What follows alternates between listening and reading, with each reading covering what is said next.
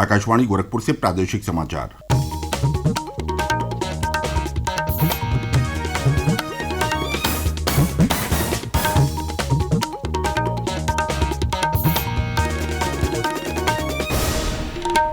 नमस्कार। समाचार बुलेटिन के साथ मैं प्रमोद कुमार सिंह। पहले मुख्य समाचार। प्रधानमंत्री नरेंद्र मोदी ने श्री रामलला की प्राण प्रतिष्ठा से पहले नासिक धाम पंचवटी से शुरू किया 11 दिवसीय व्रत अनुष्ठान। प्रदेश में भी प्राण प्रतिष्ठा कार्यक्रम को लेकर उल्लास का माहौल। प्रधानमंत्री नरेंद्र मोदी ने 27वें राष्ट्रीय युवा महोत्सव का किया उद्घाटन। कहा, देश के हर क्षेत्र के विकास का नेतृत्व कर रही है भारत की युवा शक्ति। मुख्यमंत्री योगी आदित्यनाथ ने लखनऊ में राज्य स्तरीय विवेकानंद यूथ अवार्ड किए वितरित। कहा, दुनिया का सबसे विकसित और भव्य टूरिस्ट प्लेस बनेगा अयोध्या। और प्रदेश के विभिन्न जनपदों में ठंड और शीतलहर का प्रकोप। मौसम विभाग ने जताई बूंदाबांदी की संभावना।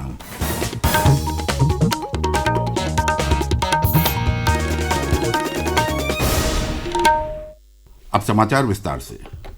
प्रधानमंत्री नरेंद्र मोदी ने इस महीने की 22 तारीख को अयोध्या धाम में श्री रामलला की प्राण प्रतिष्ठा से पहले 11 दिवसीय व्रत अनुष्ठान शुरू किया है। प्रधानमंत्री ने अपने सोशल मीडिया पोस्ट पर एक ऑडियो संदेश साझा करते हुए कहा कि प्राण प्रतिष्ठा से पहले समूचा राष्ट्र श्री राम भक्ति के अद्भुत माहौल में डूबा है। इस क्षण को ईश्वरीय आशीर्वाद बताते हुए उन्होंने कहा कि वे भाव विभोर हैं। जीवन में पहली बार वे इस तरह की अनुभूति से गुजर रहे हैं और एक अलग प्रकार का भक्ति भाव महसूस कर रहे हैं। उन्होंने प्रसन्नता व्यक्त करते हुए कहा कि वे अपने विशेष अनुष्ठान का आरंभ नासिक धाम पंचवटी से कर रहे हैं, जहां प्रभु श्री राम ने काफी समय व्यतीत किया। भगवान राम के भक्तों के बलिदान का उल्लेख करते हुए प्रधानमंत्री ने कहा कि वे इस पवित्र क्षण के साक्षी बनेंगे, लेकिन उनके मस्तिष्क और हृदय की धड़कनों में 140 करोड़ भारतीय रहेंगे। प्रभु ने मुझे सभी भारतवासियों का प्रतिनिधित्व करने का निमित्त बनाया है। हमें ईश्वर के यज्ञ के लिए, आराधना के लिए स्वयं में भी दैवीय चेतना जागृत करनी होती है। प्राण प्रतिष्ठा से पहले पालन करना होता है। इसलिए आध्यात्मिक यात्रा की कुछ तपस्वी आत्माओं और महापुरुषों से मुझे जो मार्गदर्शन मिला, मैं आज से 11 दिन का विशेष अनुष्ठान आरंभ कर रहा हूँ। इस पवित्र अवसर पर मैं परमात्मा के श्री चरणों में प्रार्थना करता हूँ। जनता जनार्दन जो ईश्वर का रूप है, उनसे प्रार्थना करता हूँ कि आप मुझे आशीर्वाद दें ताकि मन से, वचन से, कर्म से मेरी तरफ से कोई कमी ना रहे। अयोध्या में श्री राम मंदिर में 22 जनवरी को प्रस्तावित प्राण प्रतिष्ठा कार्यक्रम को लेकर पूरे प्रदेश में उल्लास का माहौल है। आगामी 16 जनवरी से 20 जनवरी तक अयोध्या में विशेष रामलीला का आयोजन होगा। श्रीलंका से राम राज्य युवा यात्रा कल प्रदेश के चित्रकूट जनपद पहुंची, जहां इसका भव्य स्वागत किया गया। ये यात्रा आज अयोध्या के लिए रवाना होगी। प्राण प्रतिष्ठा से जुड़ी कलश यात्रा की भी कल अलीगढ़ से शुरुआत हो गई। वहीं प्रतापगढ़ जिले में 18 जनवरी को श्री राम चरण पादुका के आगमन को लेकर तैयारियां तेज हो गई हैं। वहां के जिलाधिकारी ने कल इस संबंध में एक समीक्षा बैठक की। उन्होंने बताया कि ये चरण पादुका यात्रा 15 जनवरी को चित्रकूट के भरतकूप से शुरू होकर कौशाम्बी, प्रयागराज, श्रृंगवेरपुरम, सोरांव और ददौली होते हुए प्रतापगढ़ पहुंचेगी। प्रधानमंत्री नरेंद्र मोदी ने कल राष्ट्रीय युवा महोत्सव का शुभारंभ करते हुए कहा कि भारत आज दुनिया का सबसे बड़ा विनिर्माण केंद्र बन चुका है। देश दूरसंचार क्षेत्र में आगे बढ़ रहा है। महाराष्ट्र के नासिक में आयोजित कार्यक्रम में उन्होंने कहा कि भारत आज विश्व की 5 शीर्ष अर्थव्यवस्थाओं में से एक है। आज 2024 में भारत के युवा के लिए बहुत बड़ी प्रेरणा है। आज भारत दुनिया की टॉप 5 इकोनॉमी में आया है, तो इसके पीछे भारत के युवाओं की ताकत है। आज भारत दुनिया के टॉप 3 स्टार्टअप इकोसिस्टम में आया है, तो इसके पीछे भारत के युवाओं की ताकत है। आज भारत एक से बढ़कर एक इनोवेशन कर रहा है। प्रधानमंत्री ने कहा कि हमारी सरकार ने 10 साल में युवाओं को नई दिशा दी है। उन्होंने कहा कि युवा योग का ब्रांड एम्बेसडर बन गए हैं। कार्यक्रम में खेल और युवा मामलों के केंद्रीय मंत्री अनुराग सिंह ठाकुर भी मौजूद रहे। प्रादेशिक समाचार आप आकाशवाणी गोरखपुर से सुन रहे हैं। ये समाचार बुलेटिन हमारे YouTube channel AIR news Gorakhpur और ट्विटर हैंडल AIR_GKP पर भी उपलब्ध है।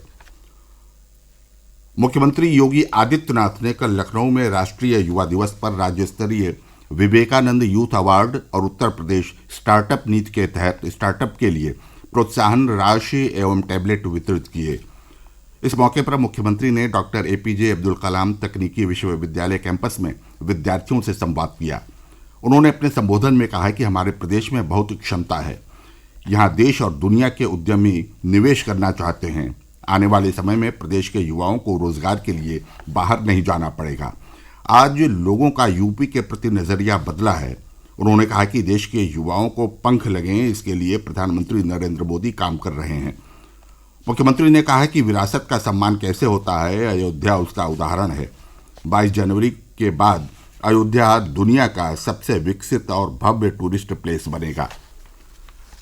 प्रदेश के विभिन्न जनपदों में कल राष्ट्रीय युवा दिवस पर विविध कार्यक्रम आयोजित किए गए। लखनऊ में आयोजित कार्यक्रम में राज्यसभा सांसद डॉक्टर दिनेश शर्मा बतौर मुख्य अतिथि शामिल हुए। डॉक्टर शर्मा ने कहा कि युवाओं को स्वामी विवेकानंद के जीवन से प्रेरणा लेते हुए राष्ट्र निर्माण में योगदान देना चाहिए। उन्होंने कहा कि प्रधानमंत्री नरेंद्र मोदी ने 2047 तक विकसित भारत बनाने का लक्ष्य रखा है। इसमें युवाओं को अहम भूमिका निभानी है। आगरा जिले में राष्ट्रीय युवा दिवस के मौके पर आयोजित कार्यक्रम में केंद्रीय स्वास्थ्य एवं परिवार कल्याण राज्य मंत्री प्रोफेसर SP सिंह बघेल ने हिस्सा लिया। उन्होंने कहा कि स्वामी विवेकानंद 38 वर्ष की आयु में आध्यात्मिक दर्शन देने के बाद हमारे बीच से विदा हो गए। वे सदैव युवाओं के प्रेरणा स्रोत बने रहेंगे। शामली जिले में वहां के सांसद प्रदीप चौधरी की उपस्थिति में इस मौके पर भाषण प्रतियोगिता का आयोजन किया गया। प्रयागराज में नेहरू युवा केंद्र द्वारा आयोजित कार्यक्रम में फूलपुर की सांसद केशरी देवी पटेल ने हिस्सा लिया और युवाओं को भारत सरकार के विभिन्न फ्लैगशिप योजनाओं के बारे में बताया। मेरठ के चौधरी चरण सिंह विश्वविद्यालय में वहां की साहित्यिक सांस्कृतिक परिषद ने हवन कार्यक्रम का आयोजन किया। फर्रुखाबाद जिले में वहां के सांसद मुकेश राजपूत की अध्यक्षता में हुए कार्यक्रम में 100 विद्यार्थियों को स्मार्टफोन वितरित किया गया। कन्नौज जिले में भी राष्ट्रीय युवा दिवस कार्यक्रम का शुभारंभ छिबरामऊ महिला विधायक अर्चना पांडे ने किया। इस मौके पर 350 बच्चों को स्मार्टफोन दिए गए। गौतम बुद्ध नगर जिले में शपथ और दौड़ प्रतियोगिता का आयोजन किया गया। वहीं श्रावस्ती में नेहरू युवा केंद्र और जिला स्वास्थ्य समिति की ओर से मंडल स्तरीय यूथ हेल्थ कार्यक्रम का आयोजन किया गया। हापुड़ में स्वामी विवेकानंद की जयंती राष्ट्रीय युवा एकता दिवस के रूप में मनाई गई।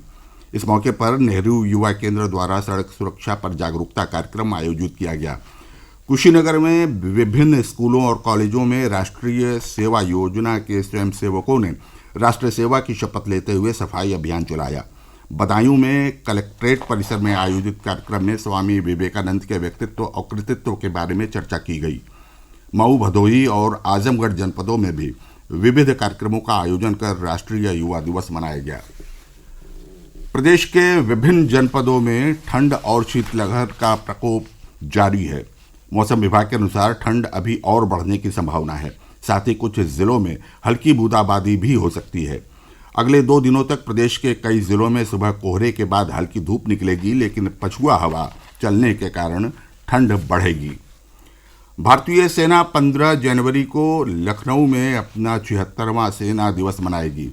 ये दूसरी बार होगा जब सेना दिवस कार्यक्रम दिल्ली के बाहर आयोजित किया जा रहा है। और अंत में बुलेटिन के मुख्य समाचार एक बार फिर। प्रधानमंत्री नरेंद्र मोदी ने श्री रामलला की प्राण प्रतिष्ठा से पहले नासिक धाम पंचवटी से शुरू किया 11 दिवसीय व्रत अनुष्ठान। प्रदेश में भी प्राण प्रतिष्ठा कार्यक्रम को लेकर उत्साह का माहौल। प्रधानमंत्री नरेंद्र मोदी ने 27वें राष्ट्रीय युवा महोत्सव का किया उद्घाटन। कहा, देश के हर क्षेत्र के विकास का नेतृत्व कर रही है भारत की युवा शक्ति। मुख्यमंत्री योगी आदित्यनाथ ने लखनऊ में राज्य स्तरीय विवेकानंद यूथ अवार्ड किए वितरित। कहा, दुनिया का सबसे विकसित और भव्य टूरिस्ट प्लेस बनेगा अयोध्या। और प्रदेश के विभिन्न जनपदों में ठंड और शीतलहर का प्रकोप, मौसम विभाग ने जताई बूंदाबांदी की संभावना। इसके साथ ही आकाशवाणी गोरखपुर से प्रसारित ये समाचार बुलेटिन समाप्त हुआ। नमस्कार।